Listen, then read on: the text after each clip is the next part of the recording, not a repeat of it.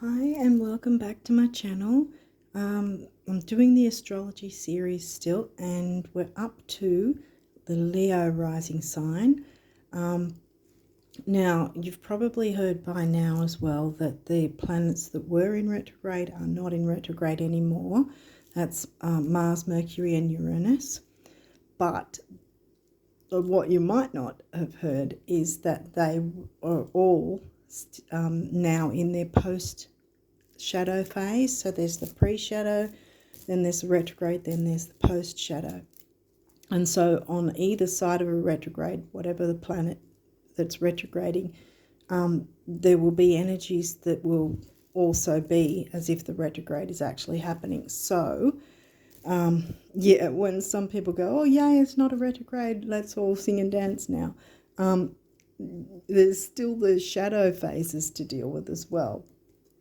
So anyway, with Mercury though, it's only, I think, for the first week, and then after that Mercury's going to be direct completely, so it'll be fine. So it'll only be Mars and Uranus for the majority of February that will still be in their post-shadow phase.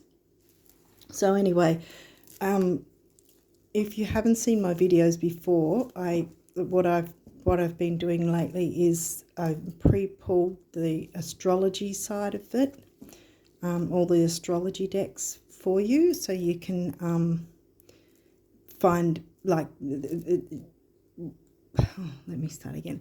Okay, so this is to show what energies might help you to navigate in February according to your birth chart, your rising sign, and that. Yeah, so anyway, we'll be doing the astrology decks first, and then after that we'll get some messages from the numerology guidance cards, and then we'll get some messages from of abundance from the universe for you guys as well, and then we'll finish it off with some guardian angel messages. Let's see what they want to say for you too. Okay, so let's jump into it, because my phone cut out with the last video for the Canceans, but it was right at the end, so I don't think that anything was missing. I hope not. Otherwise I have to do it again. Yeah, so anyway, let's go with you guys. We're talking about you guys though. So let's get going and we'll see what's come through. Pisces. Okay, so where's Pisces for you? That's 12th house themes, but it's not in 12th house for you. Pisces is where? 8th house, I think. I think it's 8th house. Full moon, okay. So you might have to take note of the full moon. Sun, that could be the transiting sun now, or it could mean your sun sign. Virgo, where's Virgo for you? Well, that's your second house, isn't it? Yes, of course it is. Leo, Virgo, yeah. First house, well, that's your rising sign, Leo. Ascendant rising sign. Chiron, the wounded healer. Aquarius, that's 11th house themes. Aquarius is, where is Aquarius? 7th, yeah, right, yeah, 7th house, Aquarius. Gemini is your 11th house. Aquarius themes, but it's Gemini is your 11th house. Okay. Last quarter moon. Okay, last quarter, there's first quarter and then there's last quarter. First quarter is the one that comes about a week after a new moon. Last quarter is a week before a new moon. Right, okay. And we've got the full moon too, so that might be,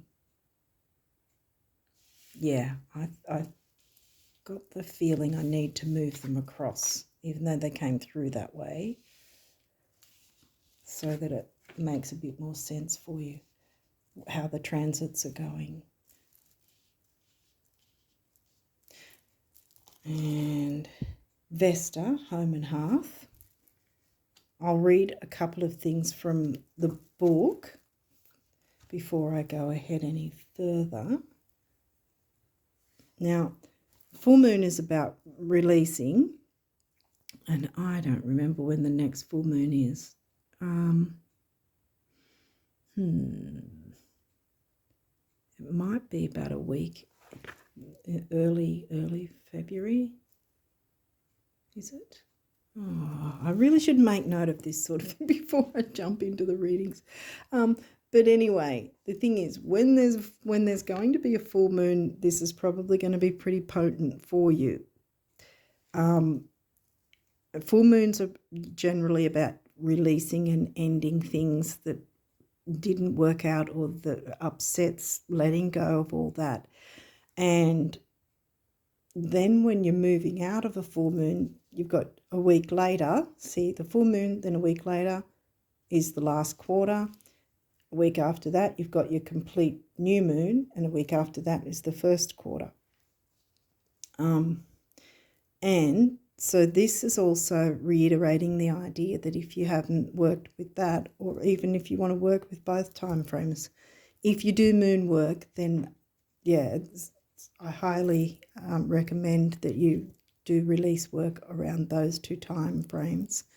Otherwise, you can simply make a note of when they are and see what comes up for you at that time, like what goes on in your life at that time that might relate to the rest of this reading.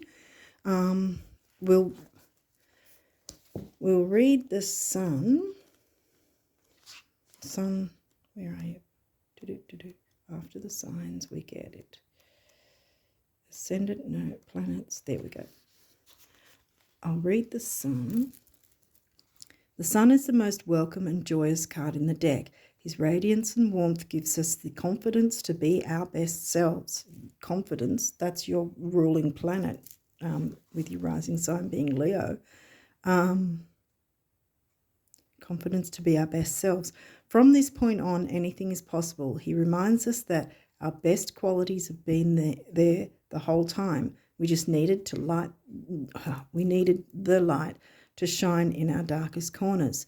Too much sun, however, can be dangerous. At times it can contradict other parts of your nature.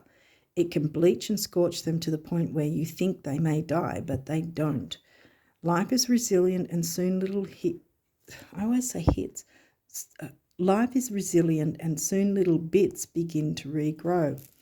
Even when the sun hurts us, we must remember that without it, we wouldn't exist at all. It is okay to throw up some temporary shade when you need relief, but don't hide too long or you will miss this golden opportunity. That came out in the last reading too.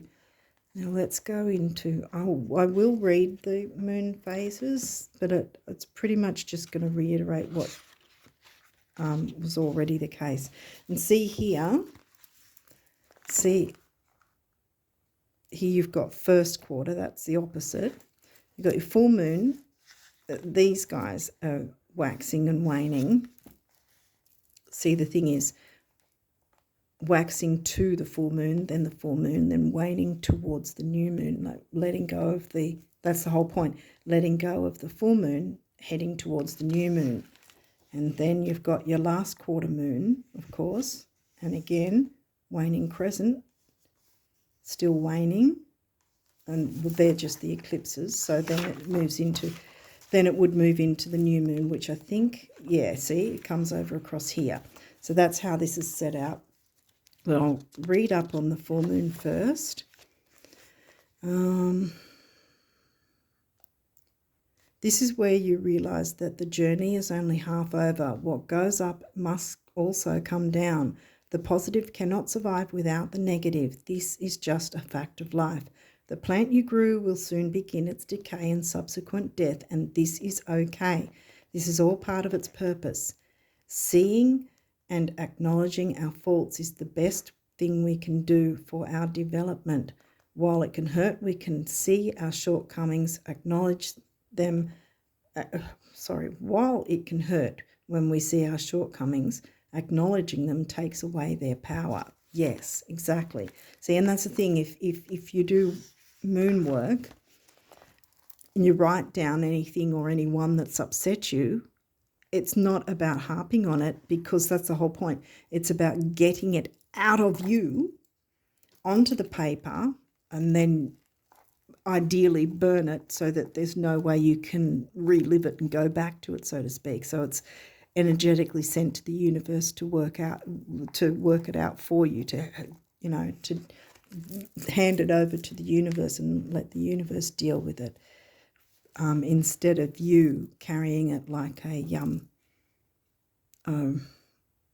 what's it called? One of those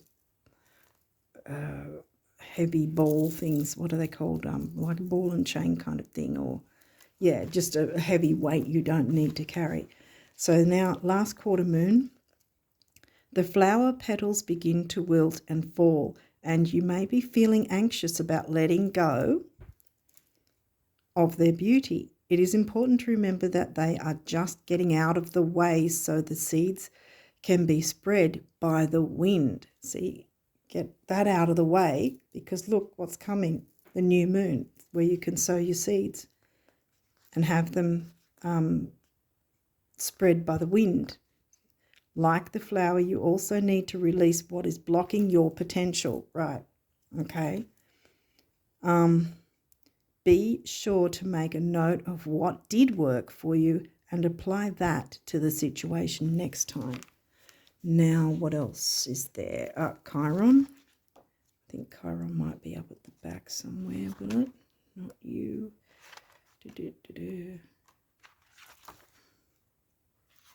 There.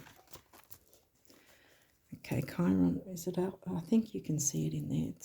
It's there, but it's also there. Chiron appears when we have that nagging feeling of self-doubt. Wow, okay, I know where we're going with this one, this reading. We just can't shake. You already have all the tools you need to solve your problem. You just have to do some deep reflection to find them. Try as we may, even the most evolved of people carry their trauma with them everywhere they go. How they use this trauma is what is important. Are you lashing out at those around you, or are you focusing your emotions on something productive to better your life and the lives of your community? Did we get, yeah, we got Aquarius, 11th house themes. Where's Aquarius? It's not in your 11th house, but this is. Right, Aquarius is 7th, isn't it? Which is relationships and community. Communicating with your community. Essentially, community is relationships anyway. This asteroid carries with it a delicate balance between inward focus, tending to yourself, and outward focus, tending to others. Swaying too far in one direction can make us overindulgent and selfish, and the other way can leave us feeling neglected and hurt, and burnt out. This is an ongoing theme of life that we all must experience at one point or another. Vesta. And here we go with home and hearth. Community, people you feel at home with, perhaps. You've only had one house so far, and that is obviously first house, your rising sign. Vesta. Right now is all about you and reconnecting to your passion. Where does your spark of inspiration reside, and how can you turn it into a roaring fire? Sun is your rising sign's ruling planet. You're a fire sign. You know all about roaring fire. Sometimes we feel that initial urge to create, but don't know how to direct it productively. Vesta grants us the gift of focus. Everything is falling into place and will continue to do so as long as we stay genuine in our desires. You may be asked to give something up in exchange for getting what you want. How much are you willing to sacrifice? Follow your instincts and your intuition, and the choice will be easy. Once you make this decision, you have to give it 110% and see it all the way through. Well, Virgo's usually a stickler for that. They'll usually, that's a sign that usually sees things through no matter what. Yeah, I think that's it for this side of things. So let's continue with the rest and see what else comes out. You only got one of these cards, and it's a planet. Venus. The part of you that desires beauty, success, indulgence, and valuables. Yes. You haven't had second house, but you have had 7th. Isn't Aquarius in your 7th? The thing is, yes, Uranus is the ruler of Aquarius sign and the 11th house. Mercury rules the Gemini sign in the 3rd house. Venus rules both Taurus and Libra, which is 2nd house and 7th. Here we go back to the 7th, see? Hopefully you get where I'm going with this. But yeah, this might also be about self-love. Let's see what else comes through. Chiron. Wow, Chiron's come through twice. Healing. So there's definitely healing that's in the air. Libra, 7th house. Venus. I'll see if I can, maybe I can squeeze these across a little, because I think you've got a couple more cards to come through. Opposition, okay, that's, well, it says here balance. Healing, the idealist, balance. See, this is the thing. Opposing energies. I might have actually, you might have seen before in other videos if you've watched it, where I have said with your ascendant or rising sign, it's always going to be on the left of your birth chart. Across from your rising sign will be the descendant. So ascendant, rising sign, and then this is your descendant. And they, if one thing on one side and one thing on another, anywhere on your chart, anything in opposition is exactly this. You're needing to find a balance between the opposites.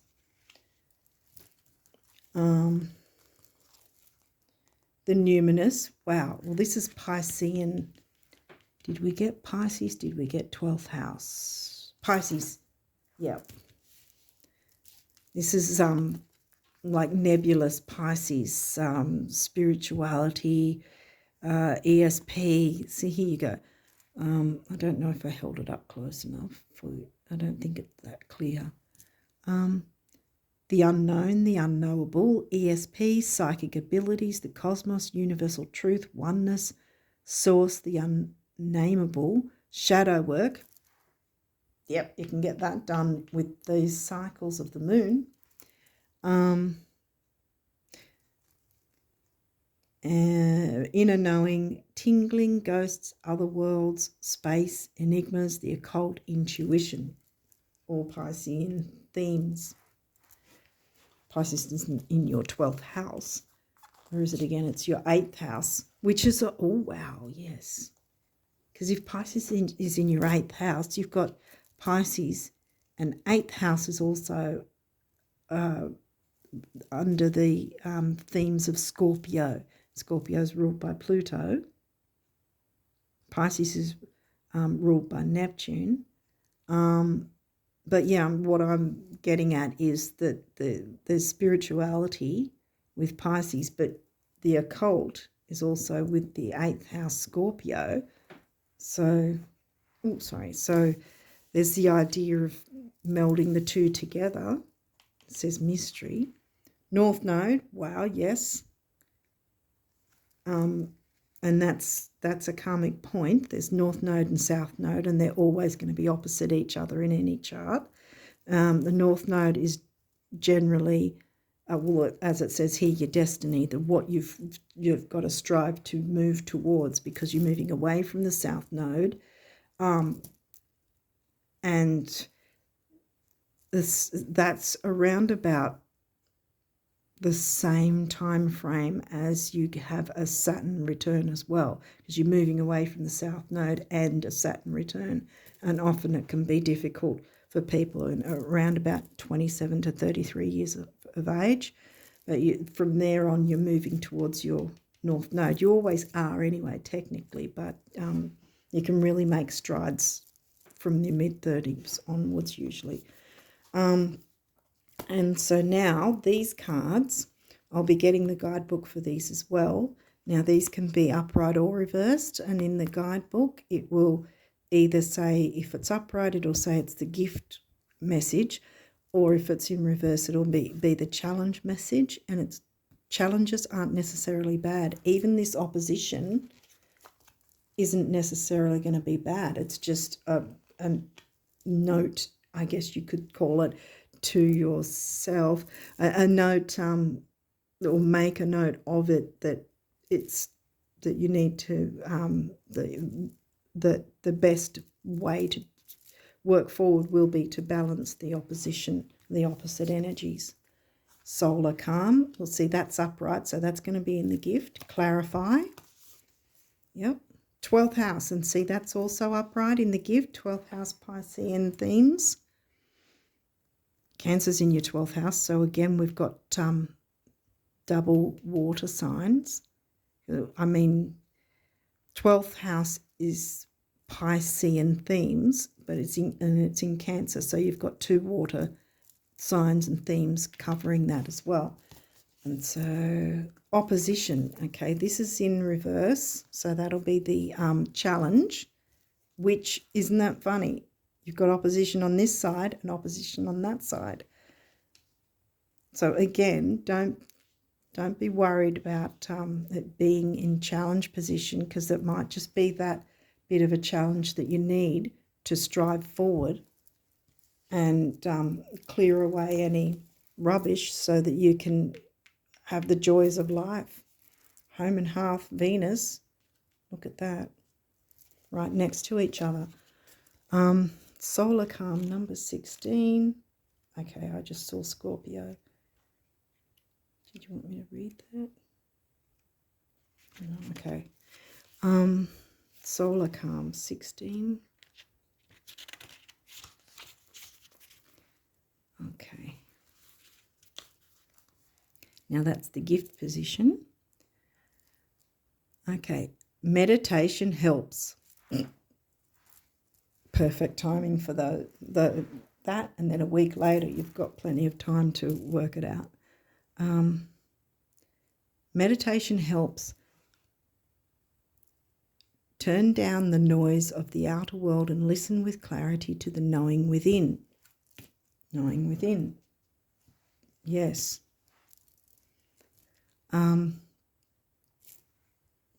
Let go of the details of the story. Details. That's a Virgo thing. And feel the call to spirit, to connection, and to the interconnectedness of all existence. In this quiet clarity, you can see far away to the distant numinous. See far away.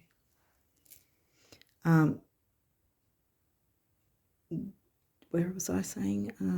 Let go of the details of the story and feel the call to spirit, to connection, and to the interconnectedness of all existence. In this quiet clarity, you can see far away to the distant stars and come to understand the overarching patterns. Okay. Then we've got 12th house, again in the gift position.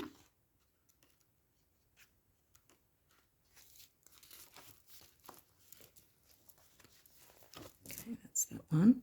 Introspection. So we had clarify, then introspection in the gift. In quiet moments of prayer, meditation, and creative bliss. Yeah, so we've still got the sun and creativity. Well, you're Leo, so yes, be creative. Creative bliss. Feel that deep connection to the source. Sorry, I just keep, there's so much connection.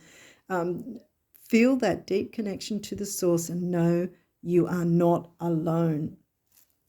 Exactly. Now 53. Okay, opposition. Now this is in challenge. Is this off camera? Probably. I'll just hop this one up so you can have a bit of a look. This is what it would look like. Upright. Confrontation. So maybe it's a good thing it's in reverse. See? Okay. Challenge. Oh, I've got it off camera again. Sorry. This situation is an inconvenient growth opportunity, but not a punishment. Decide if it is time to build muscles or to find another path. Okay. And you can clear your path if you're open to working with the moon cycles as well, because that's really the gift for you. Because the whole point of doing that is so you can clear away things that are perhaps blocking you or holding you back in some way, so that then when the new moon comes, you can unleash your creativity and enjoy indulgence, success, beauty, you know, all that sort of thing. Valuables, including valuing yourself. See, Chiron's right next to there as well. Okay, so I think for now we will move on to see what the numerology wants to let you know for February. Wow, we're already into February. It's moving so fast. Okay. Okay, what do Leo risers need to know? What would help the Leo risers? Yep. Do you want that one too? February. Is there any others that you want them to know about? Oop.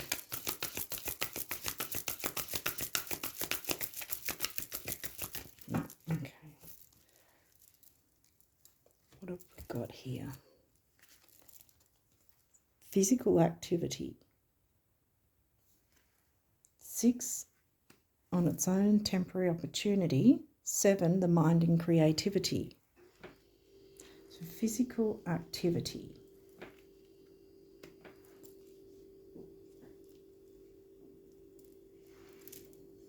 That might be what you need to do to clear some of the tension. If you've got some tension that's happening, get a bit physical, get out into nature perhaps.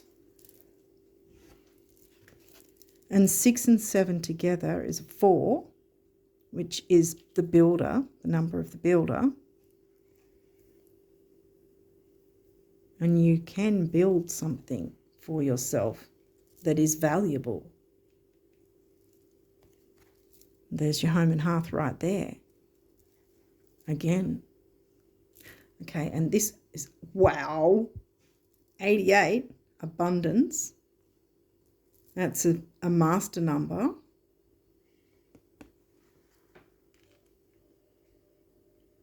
And 8 is also about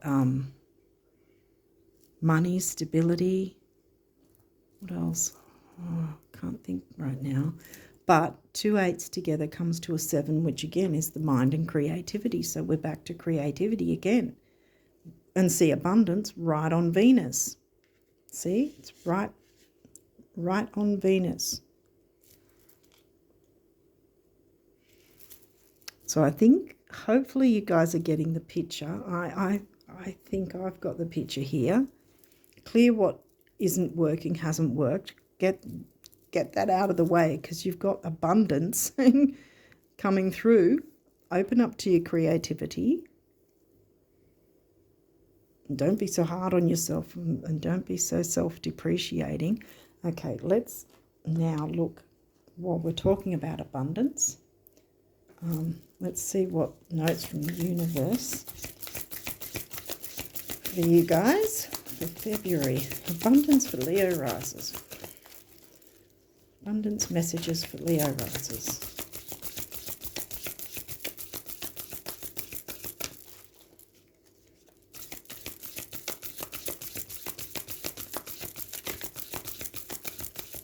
going to get them. They want me to keep going. Okay. Abundance messages. Leo rising. What's going to help them? Is there anything I've missed? Libra's third house, so that's communication. We had Gemini come through, which is the sign of communication. Both air signs. Yeah, because we had a bunch of water signs together, didn't we, for you guys? Yep. My eye keeps going to that one too. Okay, is there any others for the Leo rises for February? Any other messages you want them to know about?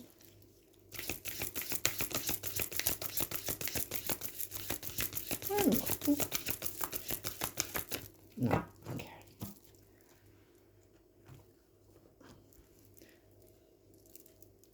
It was funny too, because when I pre-shuffled for the astrology for you guys, it was really weird how they came through, because they came through in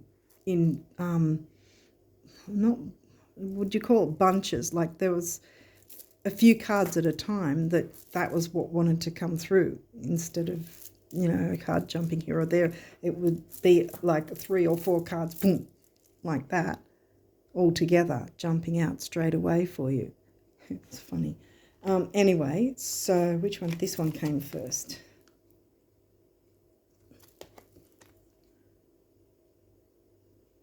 Okay, so when someone is so desperate to have what they want to have, do what they want to do, or be who they want to be, that they'd rather take little tiny teensy steps in the direction of their dreams than face one more single day of doing without. I just can't help but open the floodgates. It's my greatest weakness. Was that a step? The universe. Yeah, see, this is the universe is actually speaking directly to you. Put it there. This deck is made that way. And they've got quirky messages. The great thing about material things, here we go again, Venus, those you have and those you don't, is that they never lie. They never lie about what you've been thinking. What a relief, huh? Thoughts become things, the universe. Yes. Think about what you do want. Use those time frames to just rid yourself of what hasn't worked, what you don't want. Write it down, burn it if possible, or at least rip it to shreds and throw it away if you're not into the burning thing. But either way, let it go and let the universe deal with those upsets to clear you. Because look, like I kept harping back on, and you've got abundance. I mean, boom, stability, abundance.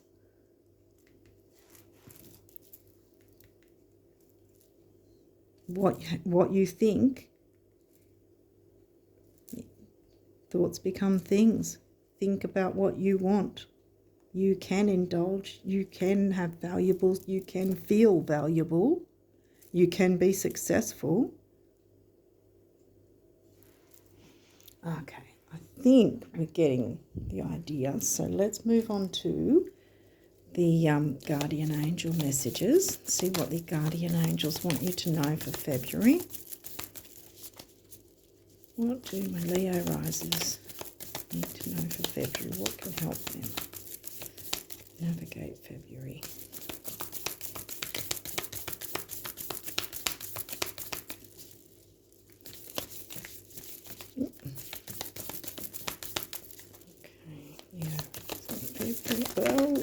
Okay, see how they came out in a couple of them?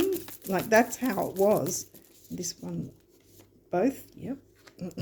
That's how it was when I was shuffling with the astrology cards. Okay, are we done? Yep. Gosh, I hope the camera doesn't cut out this time. really stupid because it sometimes it'll allow the video to be really long, and other times the video is shorter, but it cuts out, like it's shorter than another one, but yet it cuts out. Invitation. You'll see I'm having a whinge because I've got a lot of Virgo. That's why I said I can understand that.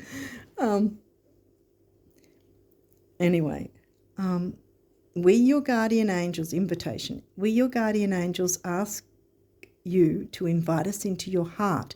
Talk to us at any time. Share with us your fears and concerns as well as your joys and pleasures. There is no need to be formal, for we have known you since before the dawn of time. In fact, we know you better than you know yourself, and we love you just as you are.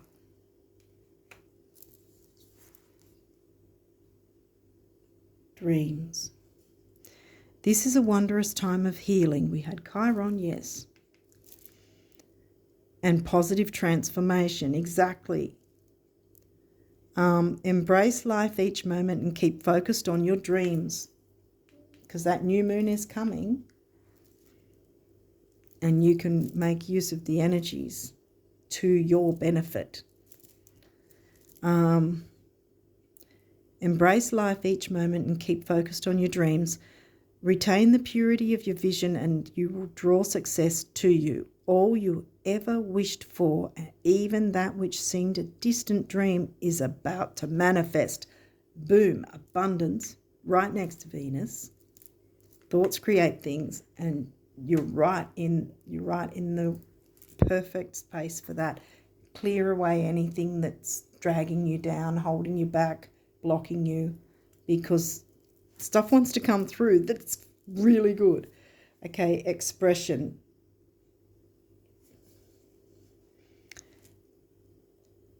Express how you feel clearly, lovingly, and honestly without fear or judgment. Say it exactly like it is. All will be resolved when you express to others how you truly feel. See relationships.